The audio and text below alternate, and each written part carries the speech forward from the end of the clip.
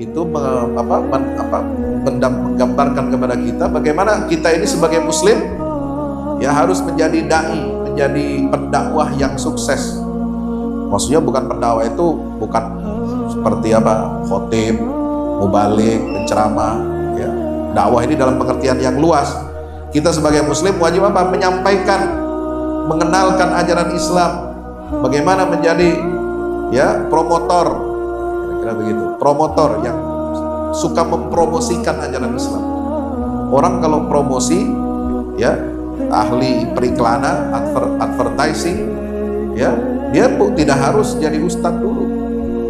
Yang jadi ahli advertising, periklanan ya siapa aja bisa.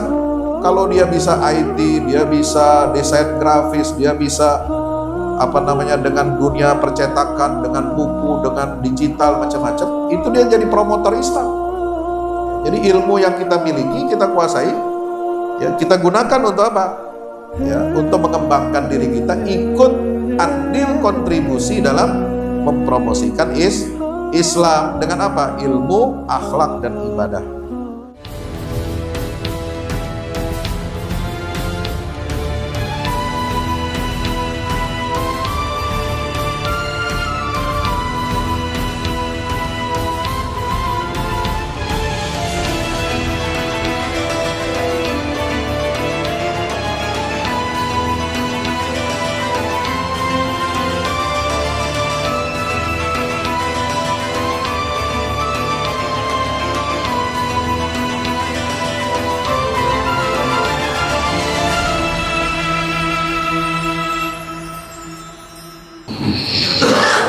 Bismillahirrahmanirrahim. Raditu billahi rabba wa bil islami dina wa muhammadin nabiyya wa rasula. Subhanaka la ilma lana illa ma 'allamtana innaka antal alimul hakim. Rabbi zidna ilma warzuqna fahma. Allahumma ati nufusana taqwaha wa zakkiha anta khairu man zakkaha fa innaka ya rabbana anta waliyuha wa mulaha. Rabbana atina fid dunya hasanah wa fil akhirati hasanah wa qina adzaban nar. Sallallahu ala nabina Muhammad wa ala alihi wa sahbihi wasallam walhamdulillahi rabbil alamin. Hayyikum bitahiyatil Islam. Assalamualaikum warahmatullahi wabarakatuh. Waalaikumsalam warahmatullahi wabarakatuh. Alhamdulillah, di pagi yang cerah ini, di subuh yang insyaallah mudah-mudahan senantiasa memberikan kebaikan dan keberkahan buat kita semua. Bulan Ramadan tidak terasa begitu cepat, maka mari kita sama-sama menjaga hati, menata niat, meluruskan kiblat kita, agar senantiasa Allah Subhanahu wa Ta'ala luruskan hati kita untuk senantiasa dapat merenungi ayat-ayatnya. Jadi Ramadan itu di antara 11 bulan yang lain seperti Nabi Yusuf di antara 11 bintang. Saudara tahu Nabi Yusuf bermimpi melihat apa? 11 bintang. Inni ra'aitu ahada asyara kaukaba wasyamsa wal qamara ra'aituhum li sajidin. Maka di antara 11 bintang itu Nabi Yusuf seolah-olah dia sedang melihat 11 orang saudaranya. Maka mari kita posisikan, kita letakkan Ramadan itu seperti halnya Nabi Yusuf di antara 11 bintang atau 11 saudaranya yang lain. Jangan sampai kita membunuh Ramadan sebagaimana saudara-saudara Yusuf membunuhnya. Jangan sampai kita menyia-nyiakan Ramadan, melemparkan Ramadan itu ke dalam sumur sebagaimana saudara Yusuf melemparkan Yusuf ke dalam sumur. Dan jangan sampai kita menjual Ramadan dengan harga yang murah sebagaimana saudara-saudara Yusuf menjual saudaranya di pasar perbudakan dengan harga yang murah. Maka mari kita senantiasa bermohon kepada Allah Subhanahu wa Ta'ala, sebagaimana Allah karuniakan kita dapat masuki bulan Ramadan yang istimewa ini, kita berdoa agar Allah sempurnakan nikmatnya sehingga kita dapat keluar dari bulan Ramadan ini semua dosa-dosa kita sudah diampuni oleh Allah Ta'ala. Amin ya Rabbal Alamin. Bapak Ibu hadirin hadirat yang dimuliakan Allah Subhanahu wa Ta'ala, saya akan membawakan tema pagi hari ini, tema-tema besar atau mengenal tema-tema besar dari surah-surah Al-Quran.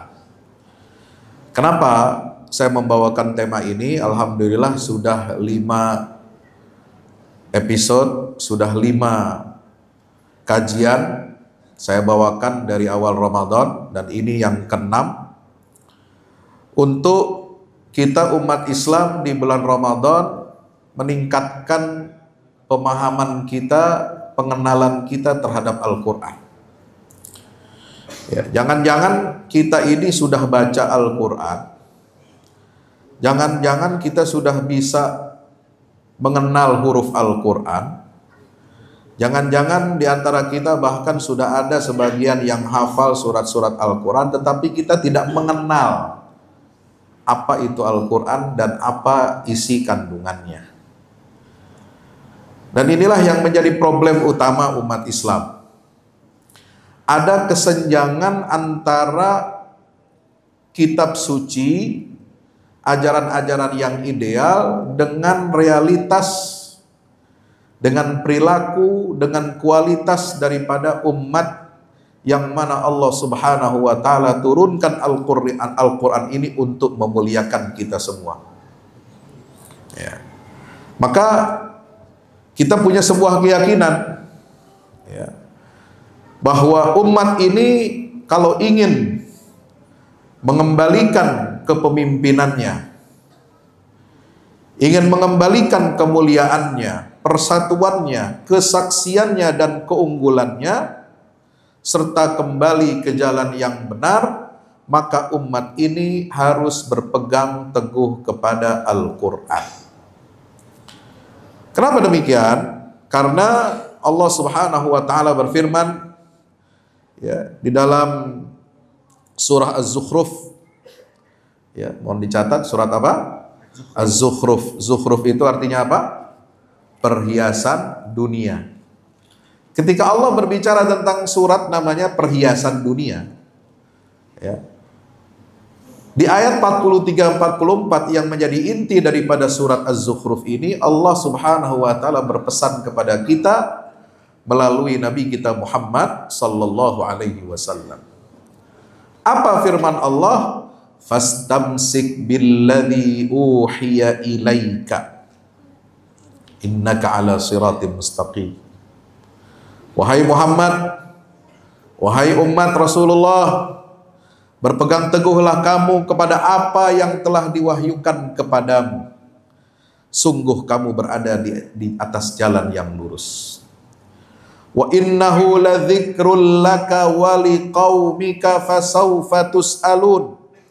Sesungguhnya Al-Quran itu benar-benar menjadi peringatan bagimu dan bagi kaummu. Menurut para ulama ahli tafsir, zikrun di situ bukan hanya peringatan tapi juga bermakna kemuliaan. Al-Quran itu kalau betul-betul kita pegang teguh, kalau betul-betul kita amalkan, kalau betul-betul kita jalankan semua, ya, cetak biru yang telah Allah siapkan buat kebangkitan umat ini, maka Quran itu adalah merupakan kemuliaan bagi kita. Fasawfa tus'alun, dan kamu semua kelak akan dimintai pertanggungjawaban. Apa? Kita diminta pertanggungjawaban oleh Allah Subhanahu wa Ta'ala kalau ada kesenjangan antara idealisme Al-Quran dengan praktek kita sehari-hari. Nah, ini tanggung jawab umat ini. Maka saudara yang dirahmati Allah, ya, kita kadang-kadang merasa apa?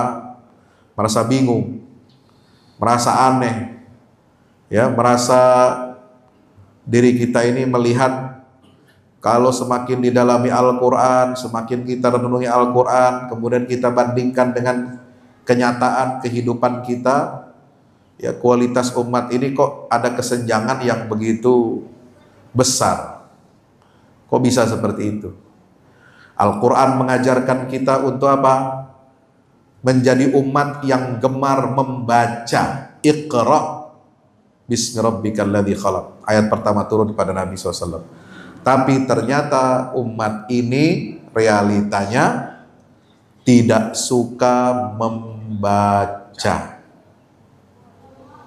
Ya, tidak suka membaca, tidak suka meneliti, tidak suka mengkaji, tidak suka membaca fenomena alam semesta.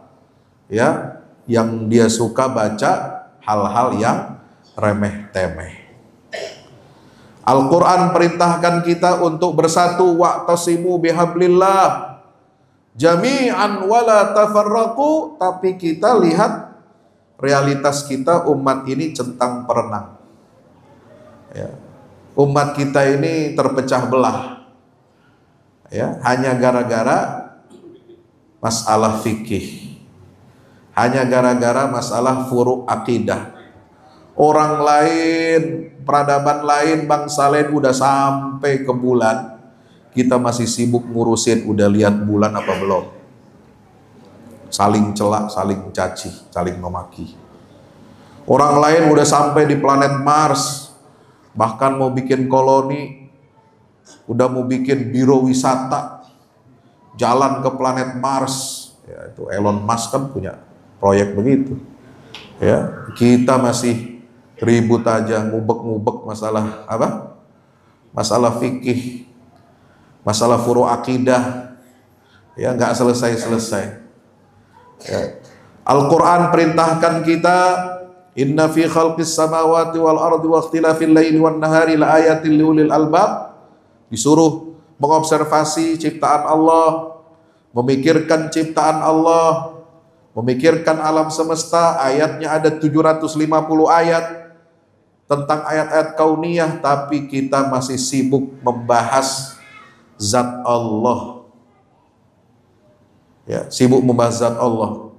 Ya, saling tuding, saling menyesatkan. Allah punya tangan apa enggak? Wajahnya bagaimana? Ya, bertempat di aras apa enggak? Ribut. Padahal itu semua hanya perbedaan manhaj. Yang kalau kita teliti, kita ya saring itu sebenarnya semuanya sama-sama tujuannya untuk apa? Untuk mentanzih zat Allah Subhanahu wa ta'ala. Ya. Karena kita kurang piknik, kurang baca, menuduh pihak lain berada di dalam kesesatan. Ya. Ini sering terjadi di antara kita. Oleh sebab itu, maka tidak ada jalan lain kalau kita ingin meraih kejayaan dan kemuliaan. Ya, kita harus apa? Fastamsik billadzi uhiya ilaika innaka ala siratim mustaqim wa innahu ladzikrul laka wa liqaumika fasawfa tus'alun. Ya, Quran itu adalah menjadi jalan kemuliaan. Nah, Saudara, sekarang kita ini sedang apa? Dikasih kesempatan sama Allah, ya, untuk menjadi pelajar yang baik. Apa? Kita sedang belajar bagaimana ada segolongan dari umat Islam, ya, walaupun kelihatannya kecil, walaupun kelihatannya tidak berdaya, ya, dan realitas umat ini di seluruh dunia memang kita lemah dan tidak berdaya. Ya, bukannya tidak punya uang, bukan tidak punya senjata, bukan tidak punya materi, kita punya, tapi kita tidak punya apa? Mental yang kuat. Kita tidak punya keimanan yang kuat. Kita tidak punya keyakinan yang kuat bahwasanya kemenangan itu datang dari Allah, sehingga kita berpangku tangan, sehingga kita tidak bisa atau tidak berani melawan kezaliman yang dipertontonkan oleh kekuatan dunia. Nah, sekarang kita belajar, ya, dari siapa? Dari masyarakat Gaza, Palestina. Ya, ini Gaza ini luar biasa. Ya, walaupun saya di sini temanya bukan tentang Palestina, tapi saya ya ini mengajak saudara-saudara semua, teman-teman semua untuk kita belajar dari teman-teman saudara kita ini di Gaza. Ya. Bagaimana mereka dengan situasi yang sulit, dengan keterbatasan ya materi, ya kita lebih kaya dari mereka. Kita sehat, kita banyak ini, banyak itu, tapi kita nggak berdaya di hadapan. Banyak orang Arab Muslim, pemimpin-pemimpin negara-negara Arab Muslim kaya raya, ya, punya senjata, punya anggaran, ya. Tapi apa yang mereka lakukan? Yang mereka lakukan justru sekarang tidak sedikit di antara negara Arab Muslim itu yang bayar upeti kepada Amerika. Arab Saudi kemarin katanya baru dengar ya, nih Donald Trump ini emang pinter dia, licik. Ya, Donald Trump ini licik. Ya gimana caranya dia menakut-nakuti pemimpin-pemimpin Arab ini supaya dia dapat investasi. Ya, Arab Saudi kemarin katanya baru saya dengar berkomitmen kepada Donald Trump untuk investasi 900 miliar dolar. Itu sebenarnya upeti itu. Ya, untuk apa? Menjaga kekuasaan. Emirat Arab baru kemarin 1,4 triliun dolar. Investasi atas nama investasi ya. Saya menyebutnya begitu karena ditulisnya investasi. Itu sebenarnya kalau mau kita teliti ya suuzonnya ya, suuzon ini. Itu bayar pajak, bayar upeti ke Amerika supaya aman kekuasaan. Uang sebanyak itu coba kalau ini digunakan untuk kemandirian umat, untuk membangun industri pertahanan, untuk membangun teknologi, untuk membangun sains di dunia Islam, ya, untuk membangun swasembada pangan, nggak akan ada negara Muslim yang kelaparan, nggak akan ada negara Muslim yang jadi pengungsi di mana-mana karena pemimpinnya nggak becus, nggak beres, nggak akan ada negara Muslim yang rakyatnya bikin tagar kabur aja dulu. Dan gak ada di antara kita yang berani ngomong Indonesia gelap, gak ada. Gak ada Pak. Indonesia ini terang kalau kita pakai cahaya Al-Quran. Insya Allah kita yakin itu. Kenapa? Ini kita semua karena nggak di timur, nggak di barat, kita ini apa? Menjauh dari cahaya Al-Quran sehingga kita gelap. Lalu menyalahkan diri sendiri, menyalahkan orang lain. Padahal cahaya itu ada, Allah berikan. Walaqad anzalna wa qad ja'akum minallahi nurun wa kitabun mubin. Sungguh telah datang kepada kalian dari Allah itu cahaya dan kitab yang terang benderang. Yahdi bihillahu manittaba'a ridwanahu subulas salam. Dengan cahaya itu, dengan kitab Al-Quran ini Allah memberikan petunjuk kepada siapa yang mengikuti jalan-jalan keselamatan. Ya, inilah Al-Quranul Karim. Maka itu penting bagi kita untuk mengenal Al-Quran. Jangan-jangan kita baru kenal kulit luarnya. Jangan-jangan kita baru kenal permukaannya saja. Belum sampai kepada esensinya, belum sampai kepada substansi Al-Quran ini. Maka jamaah yang dirahmati Allah, ya lihat slide-nya. Kenapa kita perlu mengenal Al-Quran lebih dalam, dan bagaimana dengan metode apa kita harus mengenal Al-Quran ini? Ya, para ulama sepakat bahwasanya cara terbaik agar umat ini mengenal Al-Quran, bisa kembali untuk menangkap dan menggali semangat spirit dari Al-Quran, yaitu dengan jalan tadabbur. Apa itu tadabbur? Merenungi, menghayati,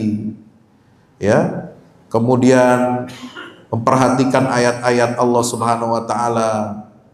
Sebab itulah tujuan Al-Quran ini diturunkan, kata Allah dalam surat Shad, wa hadza kitabun anzalnahu ilaika mubarakun liyadabbaru ayatihi wa liyatadzakkara ulul albab. Surat Shad ayat 29, itu dalil Quran tentang pentingnya tadabbur. Inilah kitab yang telah kami turunkan kepadamu wahai Muhammad, yang penuh dengan keberkahan. Jadi Quran ini punya berkah. Ya, berkahnya Quran ya, bukan hanya untuk orang mati. Kadang-kadang kita baca Quran hanya buat orang mati. Ya, bacakan Yasin, bacakan Tabarok. Ya, buat supaya dia dilancarkan nazaknya, proses cabut nyawanya. Ya, diringankan, dimudahkan oleh Allah. Ya. Kadang-kadang kita artikan Quran ini hanya mendatangkan syafaat buat hambanya di pada hari kiamat aja. Enggak, Quran itu untuk kemaslahatan kita sebelum di akhirat, ya di dunia dulu itu keberkahannya itu. Nah, bagaimana keberkahan Quran ini bisa hadir, bisa menerangi kehidupan kita? Itu dengan cara bagaimana? Lihat dabbaru ayati. Karena Allah turunkan Al-Quran, tujuannya adalah supaya kita kaji dan kita renungi, mentadaburi ayat-ayatnya, insya Allah. Waliyatadzakkara ulul albab, supaya orang-orang yang berakal mendapatkan pelajaran.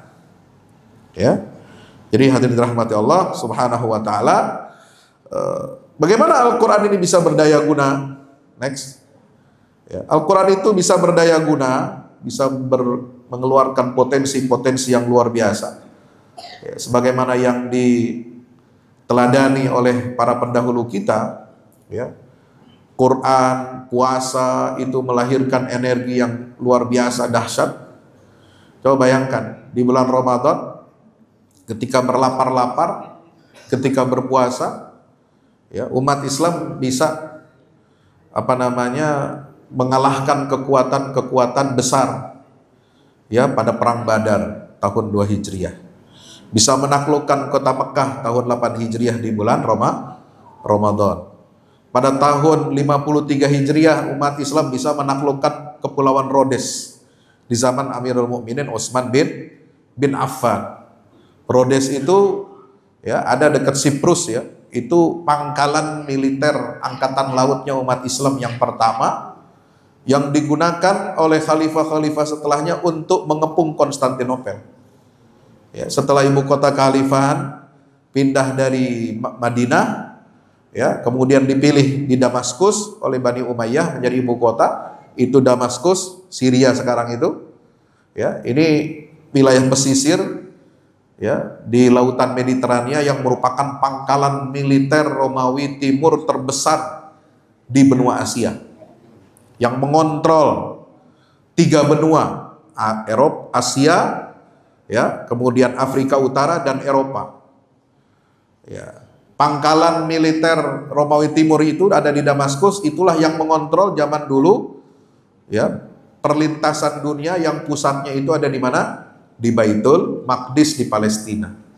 Sama sekarang penerus peradaban Romawi itu Amerika Serikat, ya, menjadikan wilayah negeri Syam itu Palestina sebagai pangkalan untuk mengontrol, ya, keamanan dunia. Maka dia tanam di situ, ya, negara palsu namanya Israel, dibuat sama dia, suruh mengontrol, jadi ujung tombaknya peradaban barat untuk mengacak-acak dan merampok kekayaan dunia Islam. Caranya bagaimana? Nah, dipasang anjing itu namanya Israel. Supaya apa? Menyalak. Supaya apa? Arab pada kirim duit ke Amerika. 1 triliun dolar, 900, keluar kayak air aja itu. Masya Allah. Ya.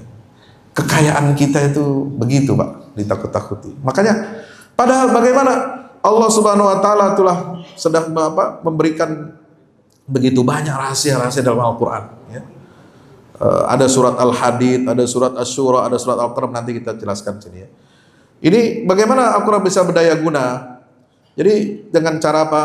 Kita baca dengan tadabbur, kita pelajari kandungannya, kita amalkan dalam kehidupan sehari-hari, kita jadikan Quran ini sebagai solusi dalam setiap masalah kehidupan, kita sebarkan ilmunya kepada orang lain, ya. Kemudian kita jadikan Quran sebagai panduan hukum dalam kehidupan, kita meningkatkan hubungan spiritual dengan Al-Quran, ya. Kita integrasikan nilai-nilai Al-Quran dengan tantangan-tantangan dunia modern. Nah, hadirin dirahmati Allah, Tahadus bin Nikmah, channel YouTube saya walaupun pernah mati tapi hidup lagi. Ya, kita bangkit dari alam kubur. Ya, itu pas 15 bulan kemarin dimatiin sama YouTube. Ya, gara-gara posting Palestina melulu. Ya, nyebut Hamas, nyebut Gaza, nyebut anu ya. Pokoknya dia ini banget dah tuh, galak banget ya, kurang ajar. Jadi ini beroperasi di Indonesia tapi dia tidak mengakui konstitusi Indonesia ya, yang mendukung perjuangan bangsa-bangsa untuk meraih kemerdekaannya gitu. Nah, di channel YouTube saya ini ya, itu ada, saya buat sudah playlist tentang bagaimana tadabbur Al-Qur'an itu 30 juz. Jadi 1 juz tilawah, setelah tilawah 1 juz lalu kemudian kita jelaskan apa isi kandungan di juz yang kita baca atau di surat-surat yang kita baca. Oke, kita persingkat. Apa tema besar Al-Quran sebanyak 30 juz atau 114 surat ini? Perlu kita garis bawahi. Quran tidak ada pembagian juz di zaman Rasulullah SAW. Yang ada adalah pembagian surat. Ya, jumlah suratnya sudah jelas, ada 114. Nama suratnya juga tauqifi, berasal dari Allah Subhanahu wa Ta'ala. Itu bukan karangan sahabat. Artinya kalau tauqifi berasal dari Rasulullah, berarti dia adalah wahyu dari Allah. Wa ma yantiqu 'anil hawa in huwa illa wahyun yuha. Pembagian juz ini terjadi karena ulama melihat bagaimana ini caranya Quran yang begitu banyak ini bisa, kalau dibaca itu ada metodenya mempersingkatnya. Misalnya bisa hatam seminggu, bisa hatam 10 hari, bisa hatam 3 hari. Maka itu diambil dari mana? Ya, menghitung jumlah huruf Al-Quran. Berapa jumlah huruf Al-Quran? Ada yang tahu? Ya, ada 3 perhitungan. Satu menurut Mujahid, Imam Mujahid, seorang tabi'in, ada 321.000 sekian. Ada menurut Imam Atta bin Yasar 323.000 sekian. Nah, yang menjadi pegangan para ahli qiraat, para qurra dan hufaz, itu jumlah hurufnya disampaikan oleh Imam Al-Hamani, itu jumlahnya 340.740. 340.740 huruf Al-Quran. Nah, untuk memudahkan dia dibagi 30, maka terjadilah juz 1, 2, 3 sampai 30. Baik. Berikutnya, kalau kita bagi secara garis besar tema-tema Al-Quran ini, lihat slide halaman 9 ya. Secara umum, nah ini boleh kita bagi misalnya dari surat Al-Fatihah sampai At-Taubah. Berarti juz 1 sampai 10. Apa isinya? Itu tentang ya gambaran peta bagaimana manusia sebagai khalifah dia dapat menjadikan potensi kekhalifahannya itu menjadi sukses dengan bagaimana? Dengan melaksanakan tanggung jawabnya untuk melaksanakan syariat Allah Subhanahu wa Ta'ala. Dengan apa? Akidah yang benar, kemudian dengan dakwah, dengan penegakan syariat Allah Subhanahu wa Ta'ala. Surat Yunus sampai Luqman, berarti juz 11 sampai 20 ya, 11 sampai 20 surat Yunus sampai Luqman itu memaparkan apa? Tentang sarana-sarana, alat-alat yang dapat membantu kita untuk mewujudkan atau menerapkan manhaj Allah dalam kehidupan itu. Surat As-Sajdah sampai Az-Zumar, ini juz 21 sampai 24 ya, itu menanamkan apa? Sifat-sifat karakter yang harus ada di dalam diri umat Islam dan juga individu seorang muslim. Intinya adalah tentang ketundukan, ketaatan dan kepasrahan serta keikhlasan dalam ibadah kita, gerakan kita dan diamnya kita kepada Allah Subhanahu wa Ta'ala. Surat Ghafir sampai surat Al-Ahqaf itu ada rambu-rambu peringatan-peringatan tentang masa peralihan antara periode dakwah surat Ghafir sampai surat Muhammad yang isinya adalah tentang kewajiban kita untuk berperang, berjihad untuk membela agama Allah Subhanahu wa taala.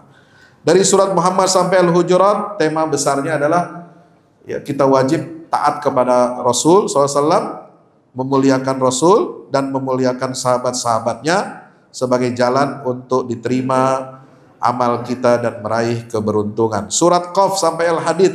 Nah ini, surat Qaf sampai Al-Hadid itu isinya adalah tentang pilihan di hadapan manusia. Dia harus memilih jalan hidayah ke jalan petunjuk atau jalan kesesatan. Nah itu. Jadi itu ada di surat Qaf dan Al-Hadid.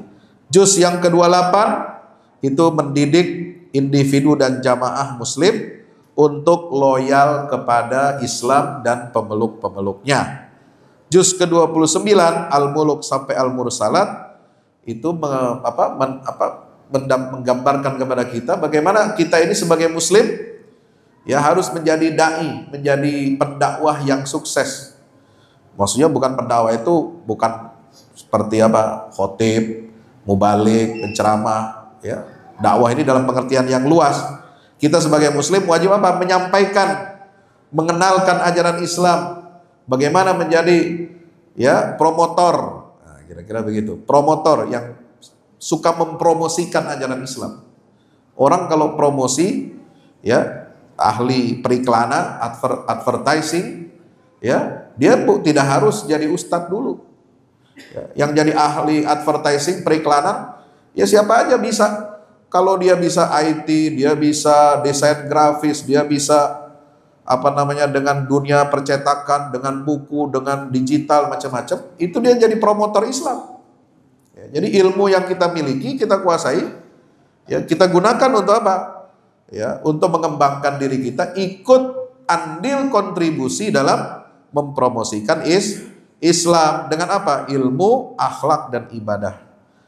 Nah, juz yang ke-30 surat An-Naba dan An-Nas itu tema besarnya intinya adalah tentang perbaikan akidah, perbaikan hati dan amal. Nah, saudara-saudara yang dirahmati Allah Subhanahu wa taala, sampai episode kelima yang kemarin kita sudah jelaskan dari rincian dari juz 1 sampai juz ke-24 ya. Nah, sekarang sampai 26. Nah sekarang saya ingin kita fokus 26 sampai 27 dulu. Ya karena waktu kita terbatas di sini. Ini udah jam 5.54. Suruknya jam berapa? Wah, udah 5.6, udah 2 menit lagi. Ya, 5.56 ya. Ya suruknya nambah aja deh kayak Muhammadiyah. Ya subuh kan kalau Muhammadiyah saya tadi masih bisa minum tadi tuh. Walaupun di sini udah azan. Ya 7 menit karena terlalu cepat azannya. Juz 26. Nah, kita lihat ya. Juz 26 ini apa? Surat Muhammad. Nah, saya bacakan. Mohon maaf ya, ini belum saya terjemahin ke bahasa Indonesia. Ini catatan-catatan, coretan-coretan yang saya ambil dari kitab Aunul Karim ya, fi maqasid suwaril Qur'anil Karim. Ya, juz 26 ini penting ya. Kenapa? Satu, di surat 47 yaitu surat Muhammad itu tema pokoknya adalah kenapa surat ini dinamakan dengan nama Rasulullah Muhammad. Ya, kan ada nama surat Ibrahim, surat Maryam, apalagi surat yang pakai nama Nabi itu jarang. Yunus ada, Yusuf ada, Ibrahim ada, ya. Kemudian Muhammad, yang lain nggak ada. Surat Isa nggak ada, surat Musa nggak ada. Surat Nuh ada, ya. Jadi pilihan nama surat ini, ya, dengan nama Muhammad SAW itu menunjukkan tema sentralnya adalah ketaatan kepada Nabi Muhammad itu adalah standar ukuran diterimanya amal atau tertolaknya amal kita. Dan standar ketika kita diterima amal kita, ujian terberatnya itu apa? As'abu ikhtiyarin littiba'i Muhammadin wa ta'atihi huwal jihad alladhi a'la darajatis sidqi wal ikhlas. Ujian paling berat ketika kita mengaku sebagai pengikutnya Nabi Muhammad SAW adalah, atau ketika kita mentaatinya adalah yaitu ujian jihad. Makanya kaum munafik kenapa nggak lolos jadi umat Nabi Muhammad? Ya, itu karena persoalan jihad fisabilillah. Hati-hati kalau kita mencela, ngomongin orang-orang yang berjihad di Palestina, menganggap mereka buruk, itu hati-hati, jangan-jangan ada penyakit nifak dalam hati kita. Nah, itu bisa nggak lolos ente jadi umat Nabi Muhammad. Ya, nah di situ dijelaskan bagaimana orang munafik itu, ya, itu diungkap sifat-sifatnya di dalam surat Muhammad, di dalam surat Munafikin dan lain sebagainya. Jadi ini ujian yang paling berat nih. Kita kadang menganggap apa? Kita sudah soleh, kita udah banyak sholat, banyak puasa, ya, banyak mengeluarkan infak, tapi ketika melihat ada saudara kita berjuang mewakili seluruh umat Islam berjihad, ya, lalu kemudian kita nyinyir dia karena nggak sesuai dengan manhaj kita misalnya, ya kan, atau menganggap mereka ini keluar dari jalan yang benar menurut kita, ya, nah, itu hati-hati. Ya, ini ujian, makanya kita harus jaga persatuan ini. Ya, ujian yang paling berat itu adalah ketika kita melihat masalah jihad fisabilillah. Kenapa? Karena jihad itu, ya, itu meniscayakan derajat kebenaran dan keikhlasan yang paling tinggi. Ya, sebab itu hati-hati kita membicarakan tentang saudara kita. Makanya saya dari awal mengatakan apa? Kalau kita ingin belajar tadabbur Al-Quran sekarang di era sekarang, itu yang paling berhasil dan sukses mewujudkan tadabbur Quran, ya, itu adalah orang-orang di Gaza, ya, karena mereka ditempa hari-harinya dengan Al-Quran, dari anak-anak sampai orang tua mereka menghafal Quran, ya, hari-harinya mereka menghadapi apa? Tempaan yang berat, tapi dengan keterbatasan materi, ya, tapi dengan hati yang luas, dengan iman yang tebal, dengan tekad yang menjulang tinggi, mereka bisa menantang dan bisa melumpuhkan Israel.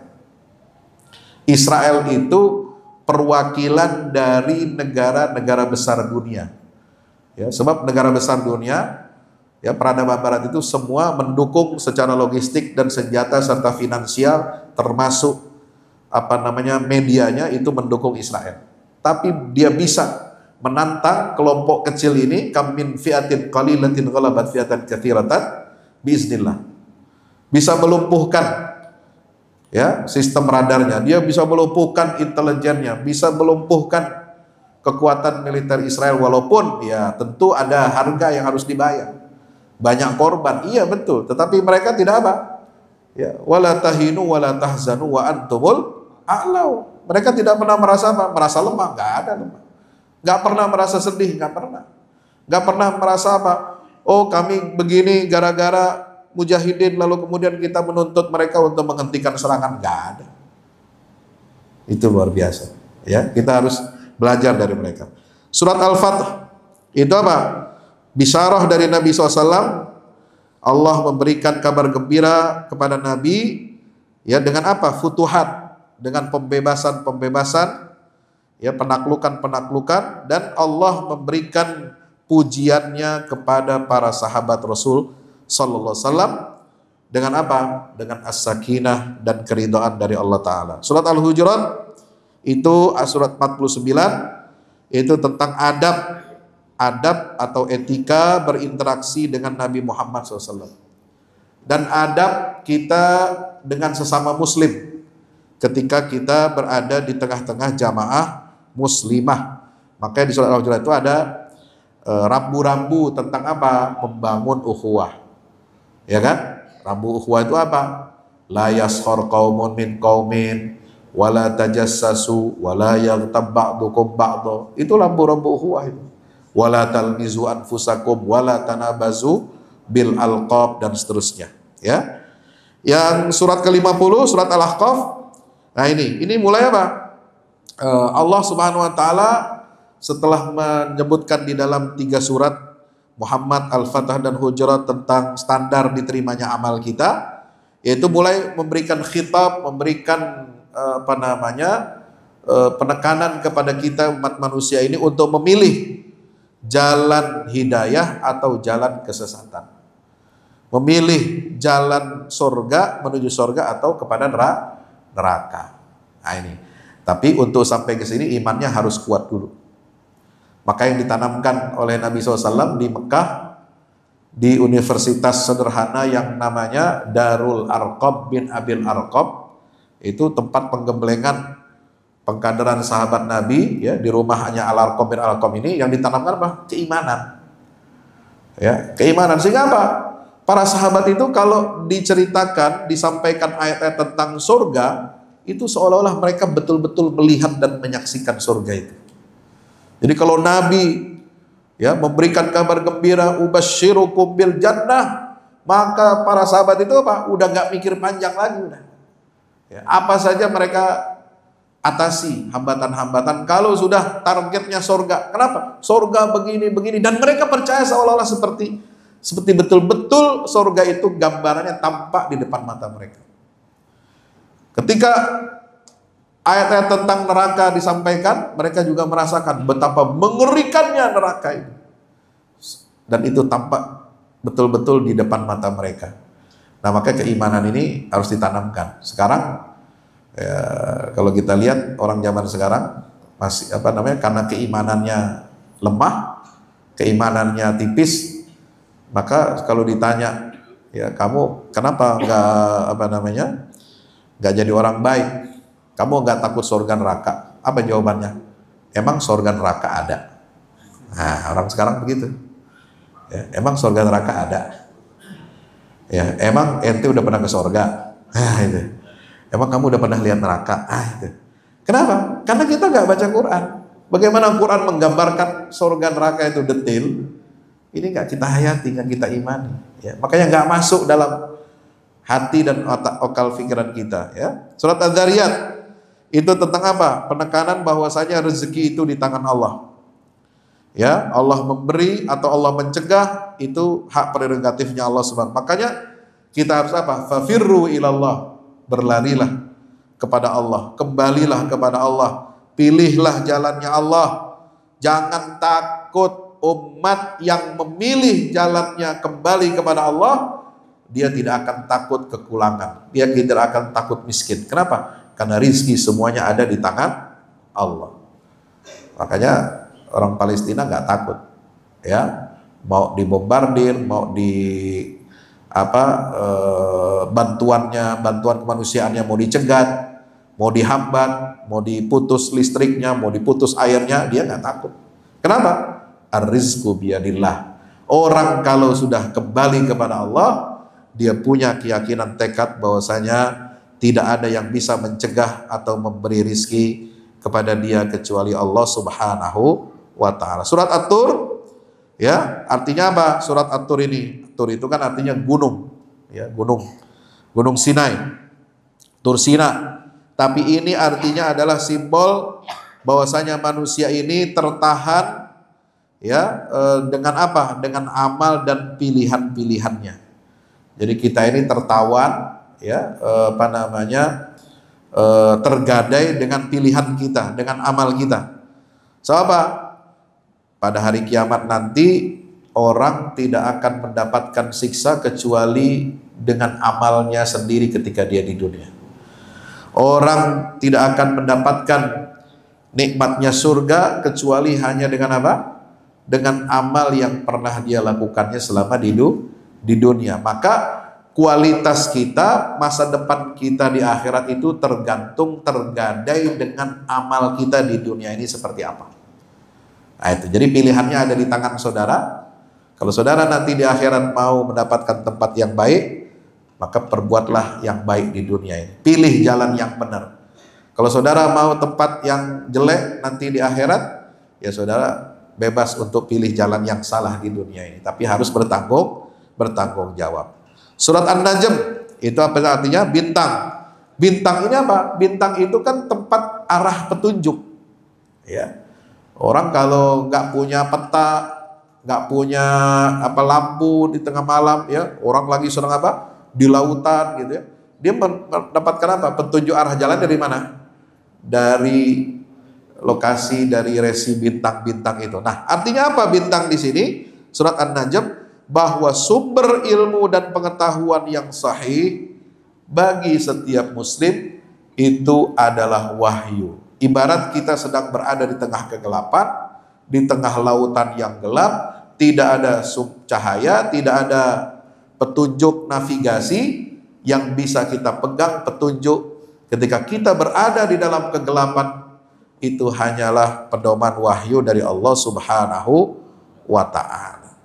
Ya, itu. Jadi surat An-Najm ini menggambarkan apa? Bagaimana kita bisa mendapatkan petunjuk di tengah kegelapan? Itu hanya dengan berpedoman kepada Al-Quran dan Sunnah Nabi Muhammad SAW. Surat Al-Qamar. Al-Qamar itu artinya apa? Bulan. Ya. Nah, apa maksud surat Al-Qamar ini? Ini maksudnya, simbolnya apa? Wahai manusia, kenalilah Allah melalui apa namanya? An-Niqam. An-Niqam itu nikmat, bukan nikmat, ya. Niqam itu bencana, musibah, ya, azab, itu niqam. Jadi mengenal Allah itu bukan hanya dengan apa? Nikmat, tapi dengan azabnya, dengan siksa, dengan bencana yang Allah berikan kepada manusia, kepada para pendurhaka, kita bisa mengenal Allah. Makanya di surat-surat Makkiyah banyak ayat-ayat yang menggambarkan apa? Siksa kepada kaum terdahulu, kepada kaum Nabi Nuh, kepada kaum Ad, kepada kaum Tsamud, kepada kaum Syuaib di Madian, kepada Fir'aun, ya, kepada macam-macam. Ya. Supaya apa? Siksa yang Allah turunkan itu, atau bencana-bencana alam yang Allah turunkan pada manusia, dengan itu kita bisa mengenal Allah. Oh, ini hukumnya begini. Kalau kita berbuat zalim, berbuat durhaka, Allah pasti akan menurunkan azabnya di dunia. Oh, ini ada hukum kausalitasnya. Jadi kita kenal sama Allah. Maka kita harus berhati-hati, waspada, jangan sampai kita melakukan perbuatan-perbuatan yang dapat mengundang murka Allah Subhanahu wa Ta'ala. Surat Ar-Rahman setelah Al-Qamar. Sebaliknya, kenalilah Allah melalui apa? Nikmat-nikmatnya, ya, karunia-karunianya. Ya, seperti apa? Yang memenuhi alam semesta ini, yang ada di dalam diri kita, ya, sanurihim ayatina fil afaq wa fi anfusihim hatta yatabayyana lahum annahul haq. Ya. Jadi dengan merenungi nikmat-nikmat Allah, kita bisa mengenal Allah Ta'ala. Makanya di ayat itu surat Ar-Rahman diulang berapa kali? 31 kali. Fabi ayyi ala'i rabbikuma tukadziban. Surat Al-Waqiah, apa artinya? Wahai manusia, pilihlah untuk dirimu untuk menjadi salah satu bagian dari 3 golongan. Anda mau pilih yang mana di antara 3 golongan ini? Satu, ada ashabul yamin, ada al-muqarrabin, itu orang-orang yang didekatkan dengan kepada Allah. Mereka orang-orang yang apa namanya, pandai bersyukur nikmat, mereka pandai apa namanya, menggunakan nikmat itu untuk kebaikan di dunia, ya. Mereka beriman, mereka bertakwa. Kemudian ada ashabul yamin, ada al-mukadzibin. Nah, kita disuruh milih tuh. Jadi soal Waqiah itu kan 3 pilihannya. Kita mau ada di mana? Nah, itu pilihan itu akan berpengaruh kepada, ya, kenikmatan yang akan kita raih nanti di akhirat. Nah, yang terakhir kesempatan ini adalah surat 57. Surat 57 apa? Surat Al-Hadid, ya, teman-teman. Artinya apa? Al-Hadid ini kita disuruh memilih. Anda mau memilih kehidupan dunia, materi, atau rohani, spiritual semata-mata, atau ada jalan yang ketiga, yaitu jalan Islam. Islam ini menggabungkan antara apa namanya, materi dan spiritual, ya, antara jasad dan ruh. Makanya di dalam surat Al-Hadid ini disebutkan bagaimana keseimbangan umat Nabi Muhammad Sallallahu Alaihi Wasallam. Jalan yang diberikan oleh Allah kepada umat Nabi Muhammad ini adalah jalannya Al-Mizan. Mizan itu apa? Ayat 25 surat Al-Hadid ada istilah mizan, itu timbangan. Timbangan itu, ya, yang namanya timbangan itu tidak boleh berat sebelah. Ya, kalau yang sebelah lebih berat daripada yang satu, itu namanya jomplang, namanya bukan timbangan. Timbangan yang benar adalah yang ini seimbang dengan yang ini. Nah, itulah dunia dan akhirat seimbang, materi dengan spiritual seimbang, ya, akal dengan jiwa seimbang, ya, antara keimanan dengan kemajuan fisik seimbang.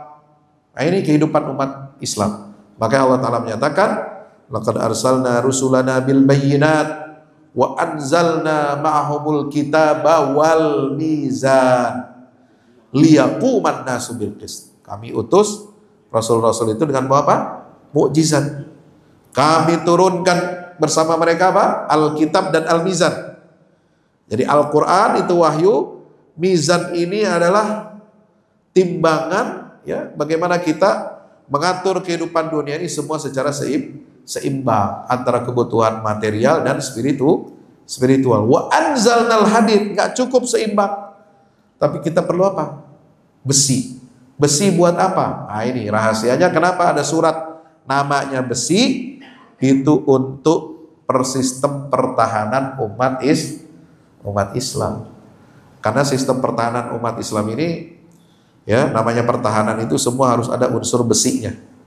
Bangun bangunan harus ada besi, ya, pesawat tempur ada besi, roket ada besi, ya, semuanya harus pakai besi. Kendaraan lapis baja ada besinya, ya. Jadi ini meniscayakan apa? Kalau kita ingin melindungi dakwah Islam, kita bisa menjadi umat yang seimbang dunia dan akhirat, kita harus punya perlindungan yang disimbolkan oleh besi. Demikian yang dapat saya sampaikan, karena waktu terbatas. Nanti kapan-kapan diteruskan di kesempatan yang lain. Jadi untuk teman-teman yang ingin tahu juz-juz sebelumnya, bisa dilihat di channel YouTube saya. Ada bagian 1, 2, 3, 4, 5, dan ini yang ke-6. Insya Allah. Mudah-mudahan bermanfaat. Mari kita tutup dengan baca hamdalah. Alhamdulillahirabbil alamin. Alhamdulillahilladzi hadana li hadza wa ma kunna linahtadiya laula an hadanallah. Mudah-mudahan Ramadan kita Ramadan yang sukses lahir dan batin, ya, kita dapat mengisi, mencas keimanan kita agar kita semua menjadi hamba-hamba yang bertakwa pada Allah. Modal yang paling besar adalah kita kembalikan Al-Quran ini pada posisinya yang semula, menjadi pedoman hidup, menjadi panduan dalam kehidupan kita, agar kita meraih kebahagiaan di dunia dan kebahagiaan di akhirat. Rabbana atina fid dunya hasanah wa fil akhirati hasanah wa qina adzabannar. Wa sallallahu ala nabiyyina Muhammadin wa ala alihi washabbihi wasallam. Walhamdulillahi rabbil alamin. Wassalamualaikum warahmatullahi wabarakatuh.